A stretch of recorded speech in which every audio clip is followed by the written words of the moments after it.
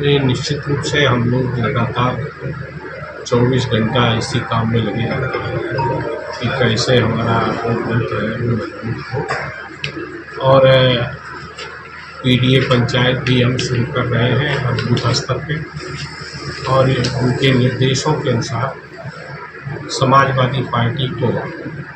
मजबूत करके भारतीय जनता पार्टी के जो आलोकतांत्रिक सरकार है, जो भ्रष्टाचार के में आतंक तक डूबी हुई है, कानून व्यवस्था की पूरी तरह से खिल्ली उड़ाने का काम किया जा रहा है, उस सरकार को उत्तर प्रदेश से सत्ता से हटाने के लिए, जिससे कि बेरोजगार नौजवानों को रोजगार मिल सके, किसानों को उनके उत्पादन का लाभकारी मूल्य मिल सके, आम जनता की जो समस्याएं हैं उनका निराकरण हो सके, उसके लिए हम लोग काम कर रहे हैं।